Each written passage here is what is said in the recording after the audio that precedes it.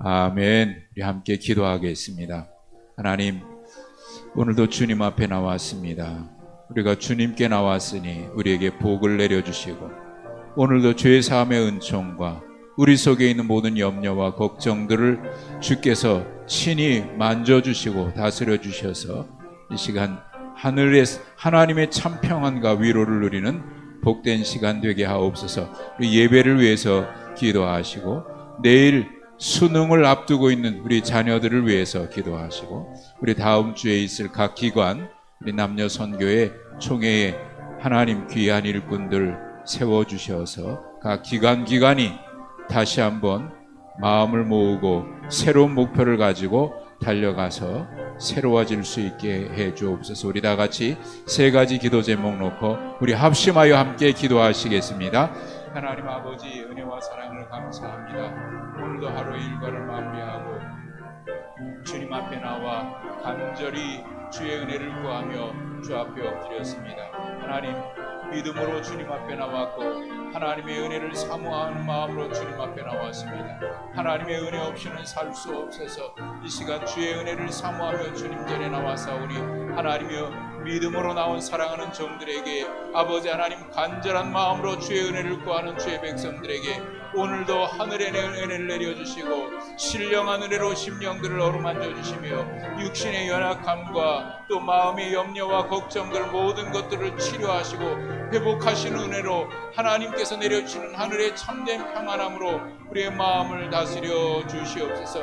특별히 육체의 연약함으로 인하여 질고 중에 있는 사랑하는 성도들을 어루만져 주시고 저들의 마음을 위로하여 주시며 저들의 육체도 치료하시고 새롭게 하여 주시옵소서.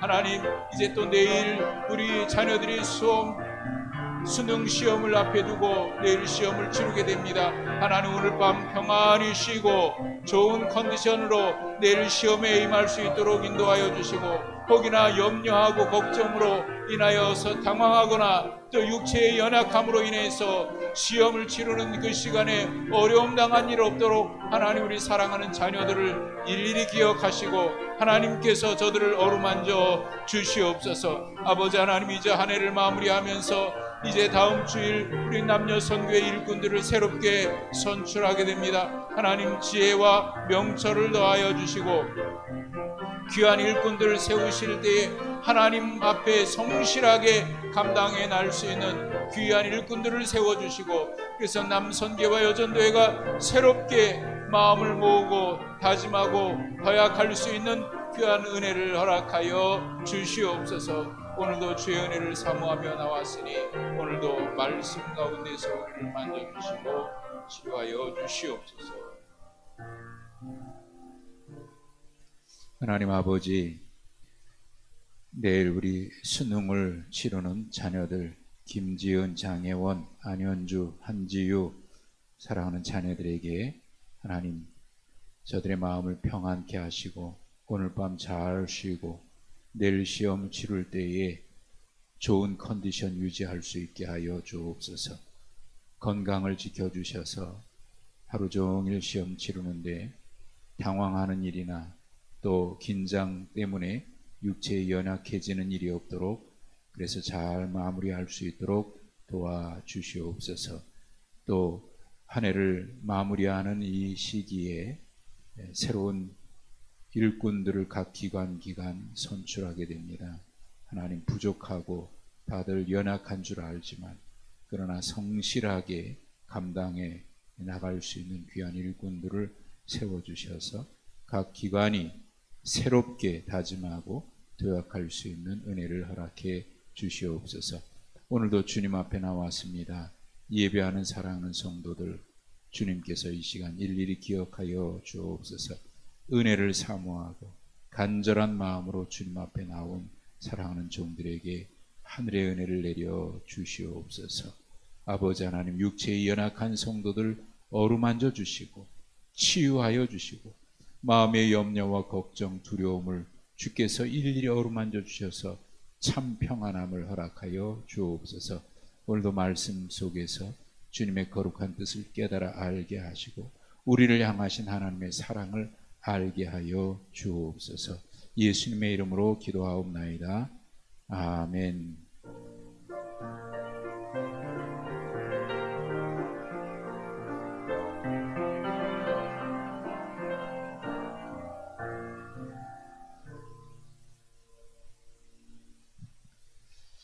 로마서 2장입니다.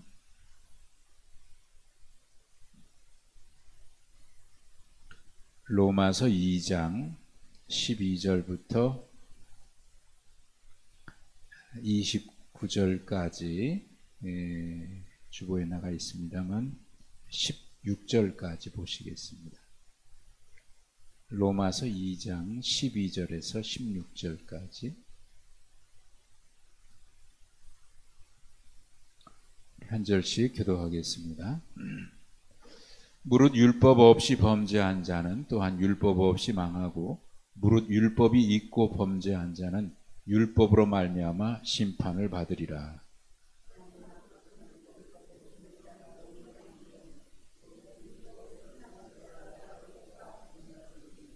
율법 없는 이방인이 본성으로 율법의 일을 행할 때에는 이 사람은 율법이 없어도 자기가 자기에게 율법이 되나니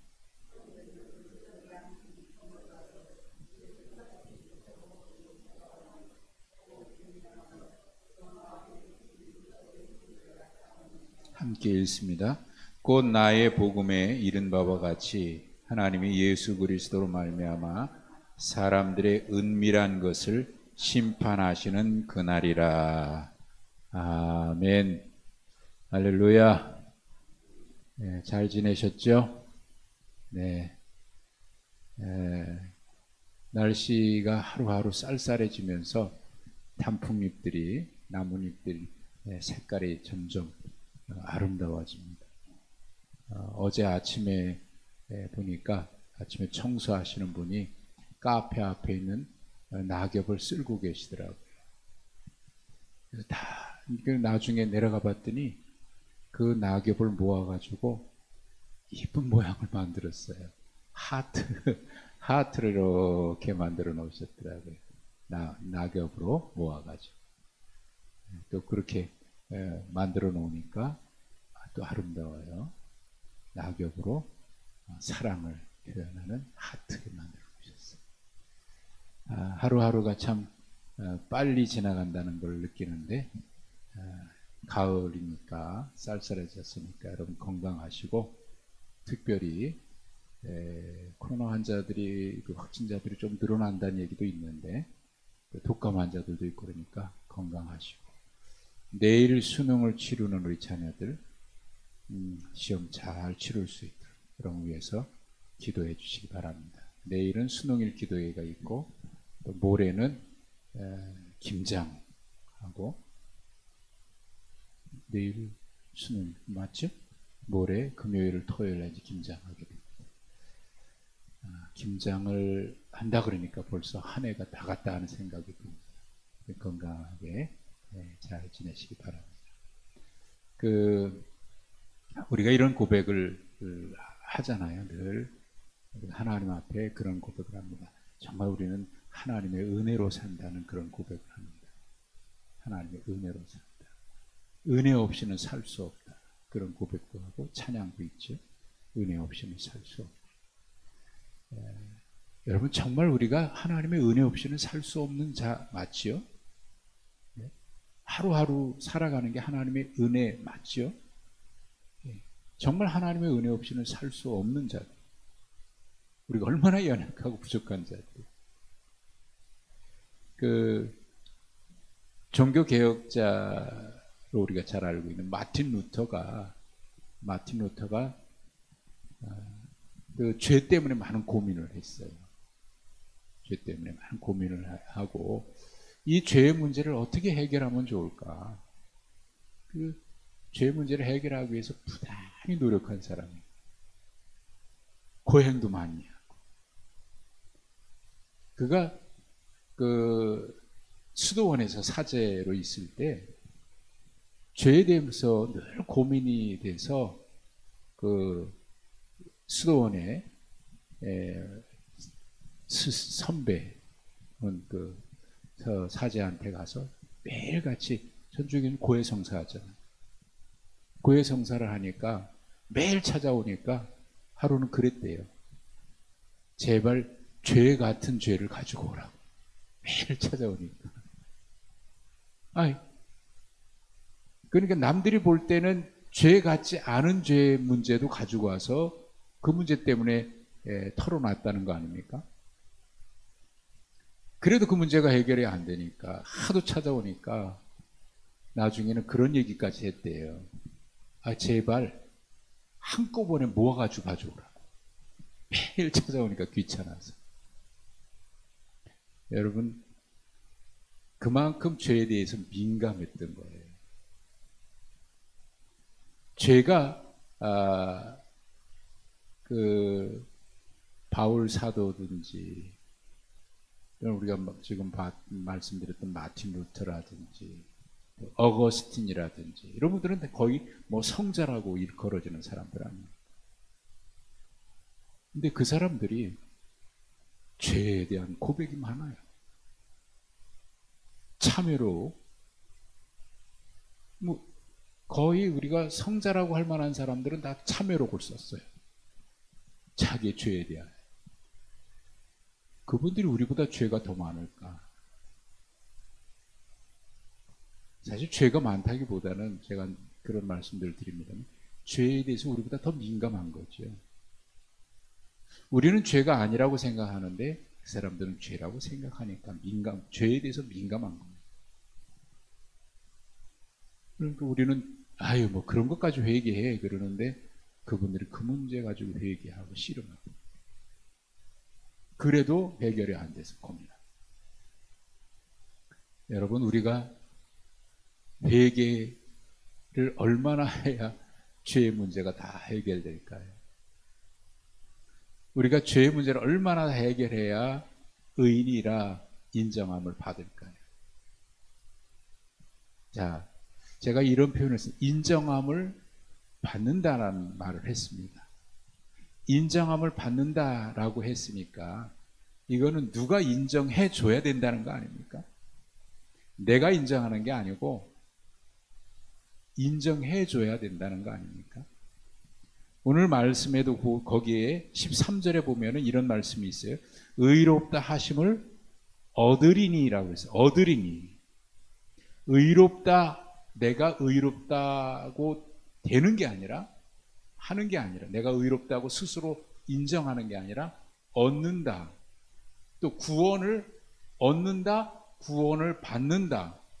죄 사함을 받는다. 죄 사함을 얻는다.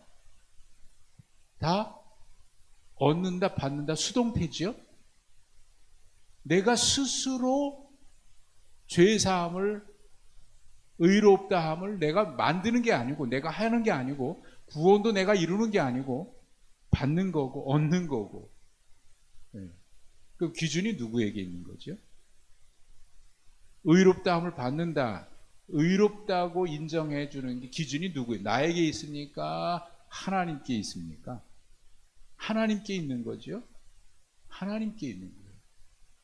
내 기준이야. 내 기준으로 내가 의롭다고 의로워지는 게 아니고 이 정도면 내가 구원받는다 해서 구원받는 게 아니고 기준이 나에게 있는 게 아니거든요. 하나님이 보실 때 의롭다고 인정해 줘야 그게 의로워지는 거예요. 기준이 하나님께 있어요. 철저하게 구원은, 은혜는 하나님께 있는 겁니다. 우리는 그런 면에 있어서 피동적인 거예요. 받아야 되는 거고 누리는 거고 주시는 분에게 받아서 누리는 거예요. 자, 그런데 여기 12절에 보시면 이런 말씀이 있습니다. 12절에 있는 말씀을 요약하면 이런 거예요. 율법 없이 망하고, 율법 없이 범죄하는 자는 율법 없이 망하고, 율법 없이 망하고, 그다음에 율법이 있고 범죄한 자는 율법으로 말미암아 심판을 받는다. 자, 보세요. 율법 없이 망하고, 율법이 있어도 율법으로 말미암아 심판을 받고. 그러니까 율법이 있어도 망하고 없어도 망하네요. 여기 망한다 하고 심판을 받는다라고 하는 말은 크게 보면 같은 의미입니다. 다른 단어이긴 하지만, 네? 율법이 없어도 망하고, 여기 없다는 얘기는 율법을 알지 못한다, 율법을 혹은 듣지 못했다, 그런 의미로 바꿀 수 있어요. 그러니까 율법을 듣지 못해서, 율법을 알지 못해서 망한다. 율법 없이 망한다. 그럼 율법 있는 사람은 율법으로 말미암아 그도 심판을 받는다. 그러니까 율법이 있어도 망하고 율법이 없어도 망하고, 그 앞에 율법이 있느냐 없느냐가 중요한 게 아니고 그 앞에 뭐가 있냐면 범죄한 자예요. 율법이 있어도 범죄한 자는 망하고 율법을 듣지 못했어도 범죄한 자는 망하는 거예요. 그러니까 죄인은 망하는 거죠. 율법이 있든지 없든지, 율법을 알든지 모르든지 범죄한 자는 다 망합니다. 율법 없이 범죄한 자, 율법 없이 망하고, 율법이 있지만 범죄하면 그도 망합니다. 그런데 이 말이 바울 사도가 로마에 있는 그리스도인들에게 이 말씀을 전할 때 이 구절에 제일 걸리는 사람들은 누구일까요? 누가 이 말씀이 걸릴까요? 율법 없는 사람이 걸릴까요? 율법 있는 사람이 걸릴까요? 다시 말하면 율법 없는 사람은 이방인을 말하는 거고 율법 있는 사람은 유대인을 말하는 거예요. 그러면 이 구절을 바울 사도가 로마에 있는 교인들에게 보냈는데 이 말씀을 받을 때 누가 제일 마음에 걸릴 것 같아요? 누가 마음이 제일 불편할 것 같아요? 네? 율법 없는 자입니까? 있는 자입니까? 율법 있는 자. 누구? 유대인들이 제일 마음에 걸리겠지요. 마음이 불편할 거예요. 왜? 그들은 율법이 있으니까, 그들은 율법을 아니까, 그들은 율법을 지킨다고 생각하니까. 자, 달리 표현하면 율법을 복음이라고 바꿔서 말을 합시다. 복음을 듣지 못하는 자는 범죄 없이 듣지 못하고 범죄한 자는 망하고, 율법을 들어도 범죄한 자는 망하고. 그러면 누가 걸리는 거예요? 누가 마음이 불편해요? 율법을 들은 자. 우리는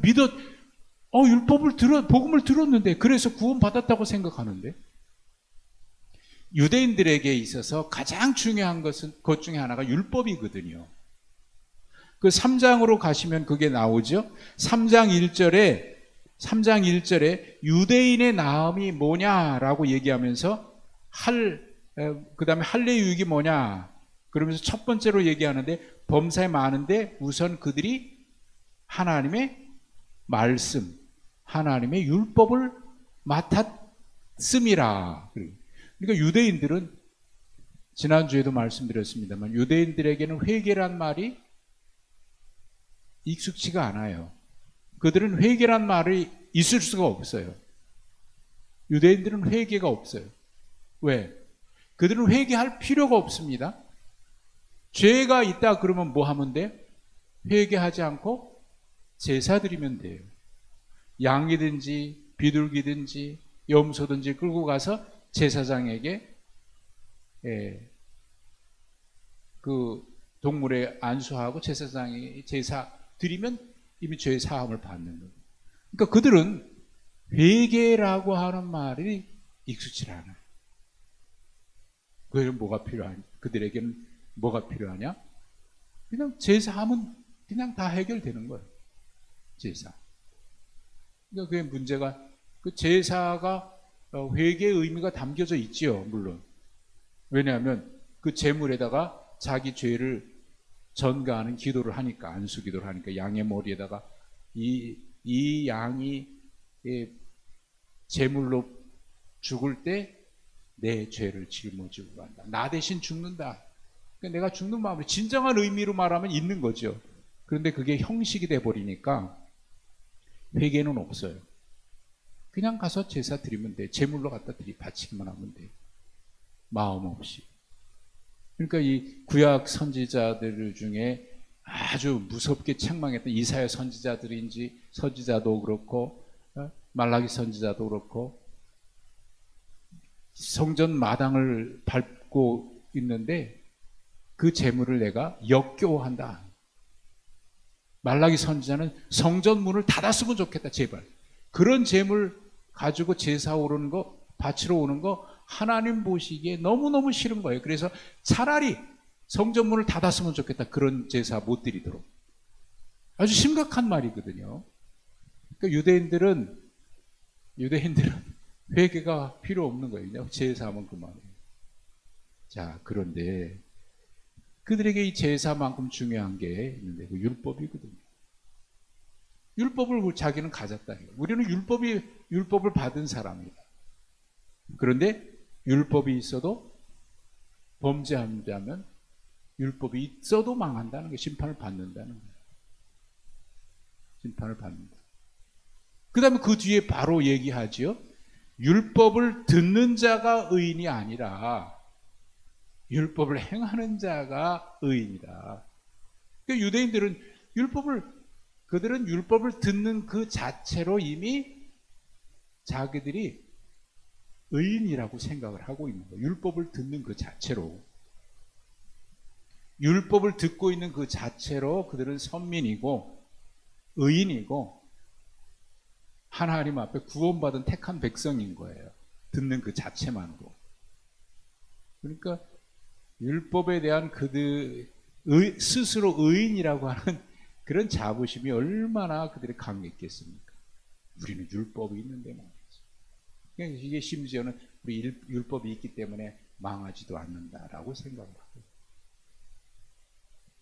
자, 그런데 그 앞에 13절에 중요한 말이 있습니다. 중요한 말. 율법을 듣는 자가 의인이 아니고 행하는 자라야 의롭다 그랬는데 그 앞에 뭐가 있어요? 하나님 앞에서는. 여러분, 하나님 앞에서는. 이게 중요한 거예요. 사람 앞에서는 내가 율법을 듣고 있으니까 의인이라고 얘기할 수 있을는지 모르지만 하나님 앞에서는 안 통한다고 말해요. 사람은 속일 수 있고 사람에게는 감춰져 있어서 잘 모를 수 있지만 하나님은 아니다 그 말이에요. 하나님 앞에서는 이거 속일 수 없는 거죠. 그래서 그 뒤에 끝절 23절 끝에 하나님 앞에서는 의롭다 하심을 얻으리니 아까 말씀드린 대로 이 기준이 하나님께 있는 거예요. 하나님께. 그 고린도전서 4장에 보면은 한번 찾아보실까요? 고린도전서 4장을 한번 찾아보십시오.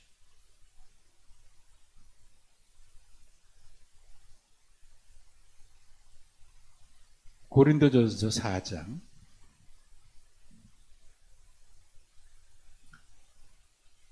여기서 유명한 말씀은 여러분 잘 아는 대로 2절이죠. 맡은 자들의 구할 것은 충성이라고. 이 말씀은 우리가 참 많이 보는 말씀이죠. 그 1절은 이런 말씀이 있어요. 마땅히 우리를 그리스도의 일꾼이요 하나님의 비밀을 맡은 자로 여길지어다. 이 이야기부터 시작을 해요. 그러니까 그 당시 고린도 교회는 바울 사도에 대해서, 그리고 고린도 교회가 우리가 잘 알듯이 고린도 교회의 가장 큰 문제가 뭐냐면 분파 문제 아닙니까? 바울파, 아볼로파, 게바파, 거기다가 또 그리스도파. 1장이 나오잖아요. 이게 분파 문제가 심각했거든요. 이게 서로 파끼리 서로 상대방의 다른 파에 속한 사역자들을 권위를 인정하지 않아요. 바울파의 사람들은 바울을 인정을 하니까 바울파에 속했겠죠. 아볼로파나 게바를 인정하지 않고 더욱이 그리스도파는 또 누가 속한 사람이라고 주장하는 사람들이 그리스도파겠어요? 당연히 그리스도. 그것도 인정하지 이거 심각한 문제 아닙니까? 아무튼 이런 문제가 있는데, 그러다 보니까 서로 사역자들에 대해서 서로 권위를 인정하지 않습니다. 특별히 바울 같은 경우는 고린도 교인들이 뭐라고 얘기하냐면, 바울의 편지는 편지로 보면 힘이 있고 굉장히 강하나 그를 직접 만나면 말도 그렇고 모든 게 힘이 없고 약하다. 그러니까 그거 얼마나 무시하는 말이에요. 자, 그러니 바울 사도 얘기하는 겁니다. 우리를 그리스도의 일꾼으로 하나님의 비밀을 맡은 자로 여겨야 된다. 그리고 그 일꾼에게 필요한 것은 충성인데, 자, 여기서 충성 보십시오. 충성. 이게 충성이 누구한테 충성해야 되는 거냐 말이에요. 누구한테 충성해야 돼요. 그 다음 절 보십시오. 3절. 너희에게나 다른 사람에게 판단받는 것은 내게는 매우 작은 일이라. 나는 너희나 다른 사람에게 판단하는 거에 개의치 않는다 그 말이에요. 그러니까 어느 파 누가 지지해 주는 거 거기에 매달려서 그 사람들에게 충성된 사람이다 인정받으려고 하지 않는다 그 말입니다. 여러분 이게 중요하겠죠? 그 다음에 그러면 누구에게 충성해요? 내가 나도 나를 판단하지 않는다. 내가 스스로 판단했을 때 이 정도면 내가 하나님 앞에 충성된 사람이겠지. 이 정도면 내가 의인이고 이 정도면 하나님 앞에 인정받겠지. 그것도 아니다 그 말이에요. 나도 나를 판단하지 않는다. 그럼 이 두 가지 누군가가 나를 인정하지 않는 그 사람으로부터 인정받는 거든지, 아니야 나는 거기 아니야. 내가 스스로 하나님 앞에 내가 충성하면 되지. 내가 최선을 다해서 인정받으면 되지. 나 스스로 내가 판단했을 때 나는 최선을 다했다. 두 가지. 이 두 가지 중에서 이제 왔다 갔다 할 수 있어요. 그런데 이것도 아니다. 남들이 볼 때 충성했다고 인정하는 거나 내가 스스로 충성했다고 스스로 인정하는 거나 다 아니다. 그 다음에 뭐라고 얘기해요? 나를 그렇게 해도 하나님 앞에 의롭다고 인정받지 못한다는 거예요. 그럼 누가 판단하십니까? 나를 판단하시는 이는 주시니라. 근데 주님이 판단할 때는 어떻게 판단하냐면 감추어진 것도 드러나고요. 마음의 뜻도 나타내고요. 그때 하나님이 칭찬해 주신다. 다 드러나고 그래서 하나님 앞에 충성됐다고 인정받아야 칭찬을 받는다. 그러니까 기준이 누구예요? 납니까? 누구 다른 사람입니까? 하나님이잖아요. 그러니까 바울 사도는 지금 로마서에서도 그 말씀을 하고 있는 거예요. 하나님 앞에서는 기준이 하나님께 있는 거예요. 율법을 듣는 자가 아니고 율법을 행하는 자. 그래도 율법을 행하는 자라야 의롭다고 인정을 받는데, 율법을 행했다고 하더라도 행한 그 자체로 인정받는 게 아니고 구원받는 게 아니고, 그러니까 여기는 지금 이거예요. 행함으로 구원받느냐 아니냐 그 얘기를 하는 게 아닙니다. 그렇게 율법을 듣는 자가 아니라 행하는 자, 스스로 내가 율법에 대해서 최선을 다해서 지켰다라고 할지라도 그것을 누가 판단하셔요? 하나님이 판단하셔요. 그래서 하나님이 보실 때 의롭다고 인정을 해줘야 돼요. 그러니까 율법을 있는 자도 율법을 다 지켜도 그것 때문에 스스로 내가 의롭다고 할 수 있을까요? 조금 문제가 되겠죠? 그러면 율법 없는 사람은 14절에 보십시오. 율법이 없는 이방인은, 여기 이방인이라고 나오죠. 본성으로 율법의 일을 행할 때는 15절 양심이라는 게 있어서 그 양심의 기준대로 한다 이거예요. 그래서 그 양심이 율법의 역할을 대신한다. 그러니까 복음을 못 들었어도 사람에게는 어떤 기준이 있다? 양심이라고 하는 기준이 있어서 양심으로 봤을 때 일반적으로, 그건 보편적인 겁니다. 믿는 사람이나 믿지 않는 사람이나를 떠나서 보편적으로 인간에게 있는 양심을 따라서 이게 죄다 아니다 스스로 판별할 수 있겠지요. 양심을 따라 판별하는 거예요. 그러니까 사실 양심이 제대로 살아있다고 하면 양심이 깨지지 않고 양심이 어두워지지 않고 양심이 정말 깨끗하게 살아있다고 하면 이게 죄일까 아닐까 사람들이 판단할 수 있겠죠. 판단할 수 있을 거예요. 아니, 조금 양심이 무뎌졌어도, 어느 정도 무뎌졌어도 아주 심각한 죄가 있다 그러면 양심을 따라 이건 죄지, 이건 죄가 아니지 판단할 수 있는 거 아닙니까? 그러니까 율법 없는 사람도 뭔가 판단 근거가 있다는 거예요. 그러니까 양심을 따라 판단. 그런데 양심을 따라 판단하지만 그것으로 구원받는다? 지금 그 얘기하려고 하는 것은 아닙니다. 자, 결국 보십시오. 율법 있는 사람도 율법을 다 지켰어도, 성경에 있는 말씀을 다 지켰어요.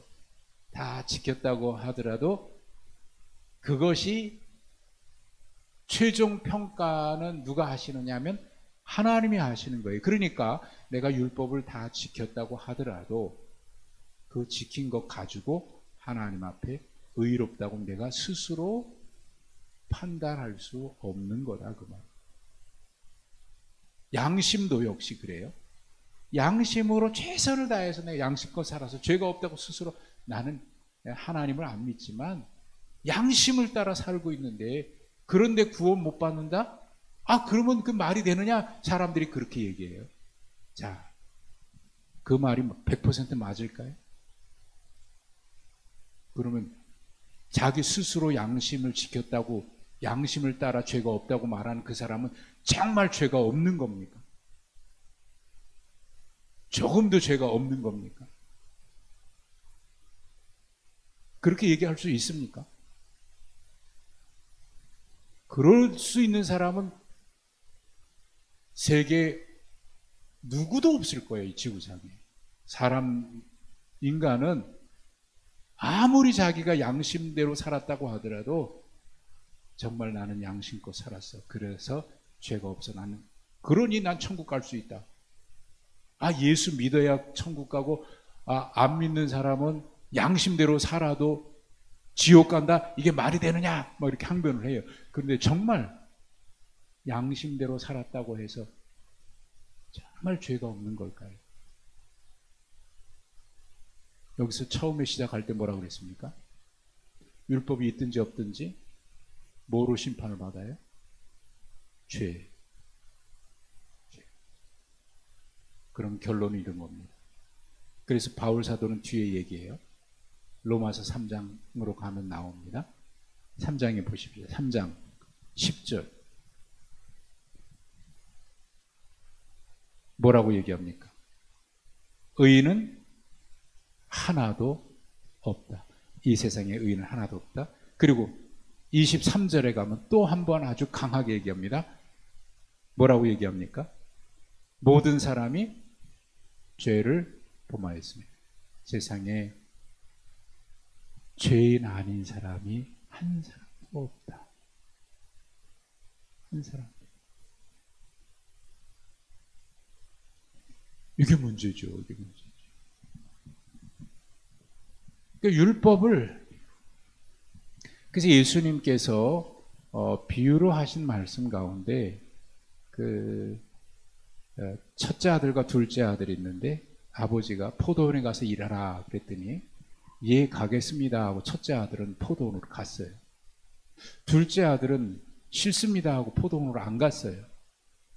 근데 나중에 보니까 가겠다고 하는 첫째 아들은 포도원에 안 가고 딴 데 가 있고, 안 가겠다고 했던 둘째 아들은 나중에 보니까 포도원에 가서 일하고 있어요. 예수님이 이 비유의 말씀을 하셨어요. 누가 법을 지킨 사람이고 누가 의로운 사람입니까?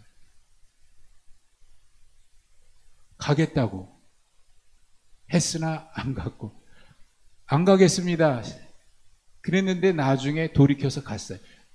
그러니까 둘째 아들은 회개한 거죠. 분명 들어갔어요.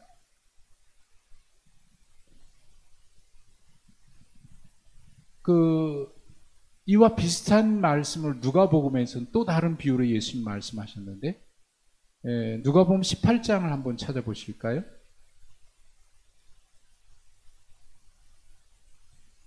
누가복음 18장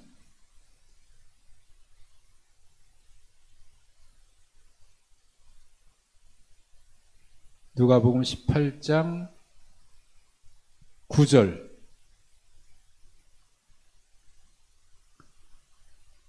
9절부터 시작되는 말씀인데, 이건 우리가 잘 아는 대로 바리새인과 세리의 기도입니다. 바리새인은 어떻게 기도해요? 하나님, 나는 율법을 잘 지켰습니다. 11조도 하고요, 안식일도 지켰고 금식도 하고 모두 하고 다 했습니다. 저 세리처럼 뭐 토색한 것도 없고 뭐도 없고 아주 잘 지켰습니다. 그렇게 기도해요. 근데 세리는 하늘을 쳐다보지도 못하고 저 뒤에서 하나님, 나는 죄인입니다. 나를 불쌍히 여겨주십시오 하고 기도해요. 얼굴도 듣지 못하고. 이 기도에 대해서 주님이 이런 결론을 내렸어요. 14절에 누가 하나님 앞에 의롭다 함을 받고 집으로 갔느냐? 바리새인이 아니고 세리다. 그렇게 말씀을 하셨어요. 근데 이 비유의 시작은 이렇게 됩니다. 9절입니다. 자기를 의롭다고 믿고 다른 사람을 멸시하는 자들에게 이 비유의 말씀을 하셨다라고.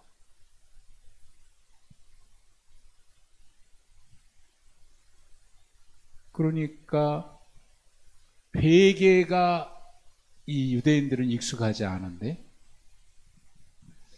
어쩌면 우리도 신앙생활하면서 처음에는 회개를 많이 했는데 이제 가면 갈수록 회개가 우리도 좀 무뎌져 가고 있는 것 같은 생각이 들 때가 있습니다. 왜? 회개 죄가 없어서 그런 걸까요? 여기에 유대인들은 죄의 문제에 대해서 별로 심각하지 않아요. 그들은 회개라고 하는 말이 필요 없는 사람들이에요. 왜? 선민이고 제사하면 그만이고 율법을 받은 사람이기 때문에, 율법을 듣고 있기 때문에 이 자체가 의롭다고 얘기합니다. 그런데 그거로 의롭다고 인정함을 받지 못한다는 거예요. 자, 바울 사도는 이 이야기를 하면서 결론으로 16절에 이렇게 말씀합니다. 나의 복음에 이른 바와 같이 하나님이 예수 그리스도로 말미암아 사람들의 은밀한 것을 심판하시는 그날이라. 아까 고린도전서 4장 말씀을 봤죠. 남이나 내가 아니라 하나님이 심판하신다. 근데 감춰진 것, 모든 것 드러나는 그때에 하나님으로부터 칭찬이 있으리라. 그러니까 하나님이 심판하시는데 예수 그리스도로 말미암아 은밀한 것을 심판하시는 그날에, 그때 그러면 죄 없다고 인정받을 사람이 과연 누구일까요? 율법을 다 지켰다고 스스로 의인이라고 말하는 사람일까요? 아니면 나는 율법을 모르기 때문에 양심대로 살았습니다 라고 자기 스스로 양심껏 살았다라고 말하는 그 사람일까요? 하나님 앞에 누가 의인입니까? 의인은 하나도 없습니다. 3장에서 말씀하고 있는 것처럼 의인은 하나도 없나니 모든 사람이 죄를 범하였으니 하나님의 영광이 이르십니다. 그러면 구원은 어디에서 있습니까? 아니, 의롭다고 인정받는 것은 어디서 있습니까? 이 의롭다고 인정받는 것과 구원은 같은 개념이에요. 자, 어떻게 구원을 받고 어떻게 의롭다 인정받을까? 율법으로요? 양심으로요? 아니죠. 무엇도. 그러니 사람은 변명할 수가 없어요. 그럼 어떻게 구원함을 받아요? 이게 바울 사도가 전한 복음이고 예수님이 이 땅에 오신 진정한 복음이 여기 있어요. 구원은 에베소 2장 8절에 바울 사도가 에베소에 보낸 편지에 그렇게 말씀하죠. 에베소 2장 8절 한번 찾아보십시다.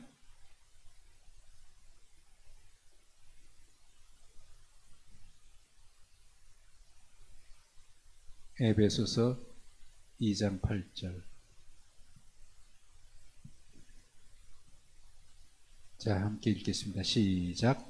너희는 그 은혜에 의하여 믿음으로 말미암아 구원을 받았으니 이것은 너희에게서 난 것이 아니요 하나님의 선물이라.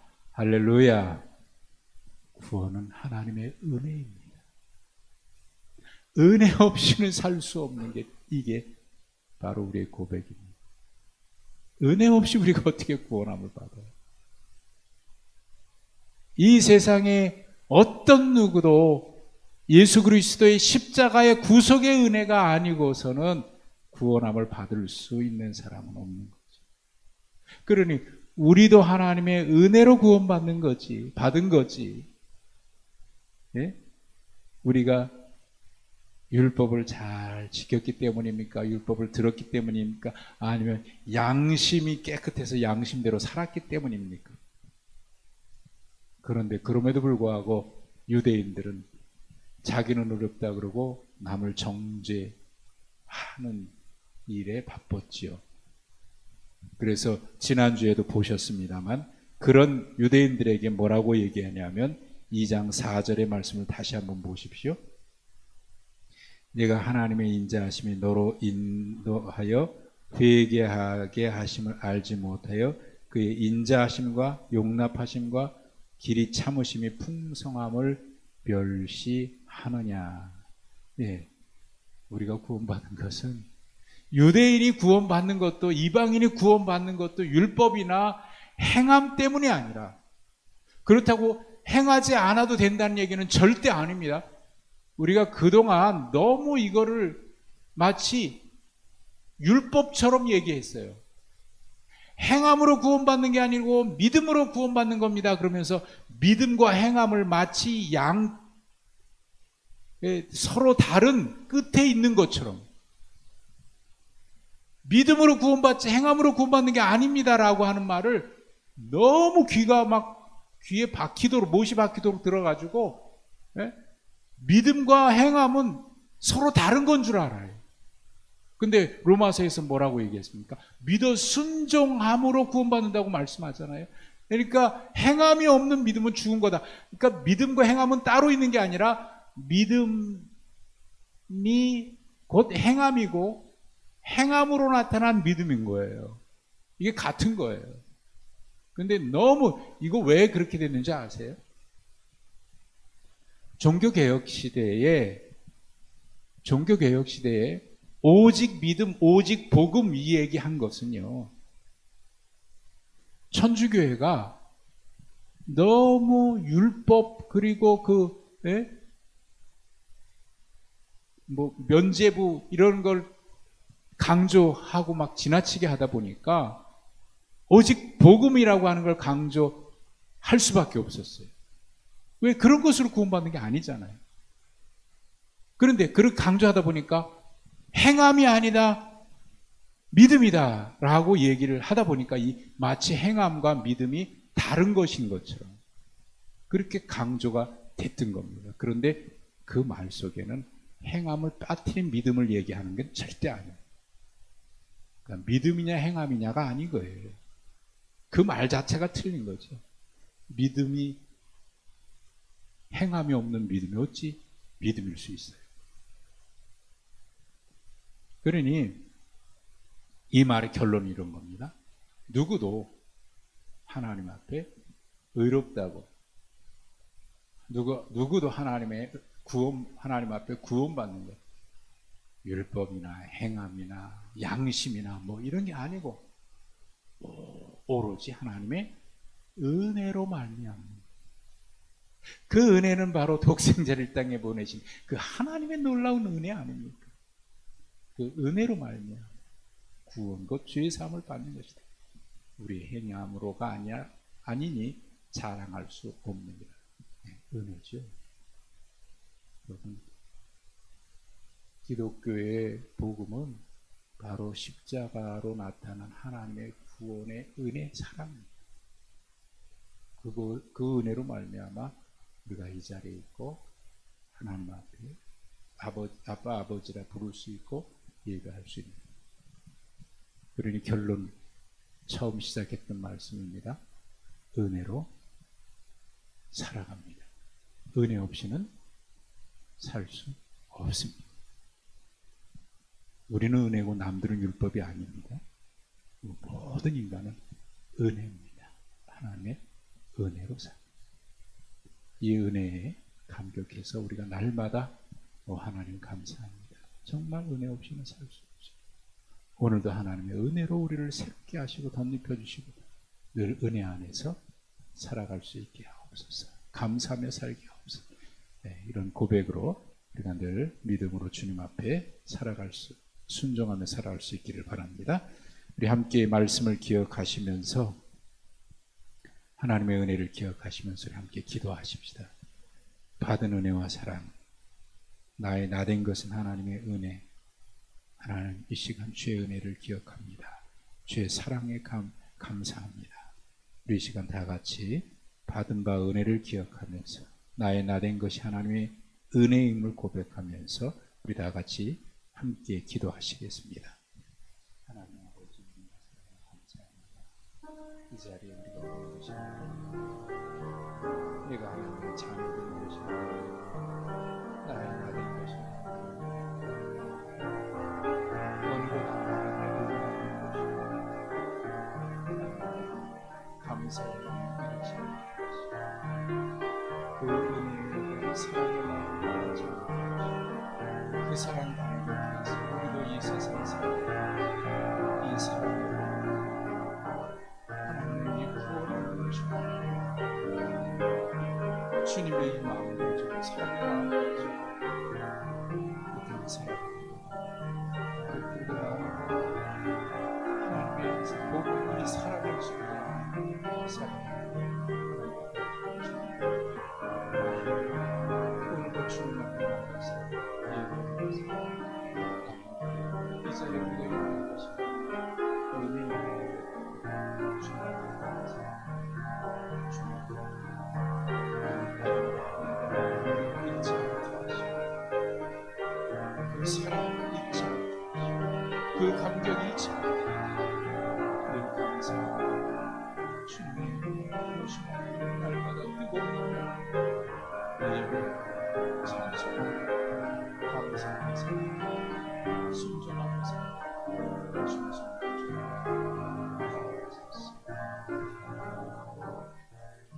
하나님 아버지, 참 감사하고 감사합니다. 내가 나된 것이 오직 하나님의 은혜임을 다시 고백합니다. 이 자리에 있는 것이 하나님의 은혜고 우리가 하나님의 자녀된 것이 하나님의 은혜고 하나님의 백성 된 것이 하나님의 은혜고 나의 공로 없는 오로지 하나님의 은혜로 말미암은 것이니 늘 주님 앞에 예배할 때마다 뜨거운 감사와 뜨거운 눈물로 예배하게 하시고 그 사랑에 감사해서 그 사랑에 이끌려서 하나님 이 땅에 살아가는 동안 이 사랑 전하고 예수 그리스도의 십자가로 나타난 그 하나님의 사랑 전하고 증거하며 살아가는 주님의 종들 되게 하여 주시옵소서. 그렇게 살아갈 수 있도록 하나님 이 시간 우리를 이끌어 주시옵소서. 예수님의 이름으로 기도하옵나이다. 아멘.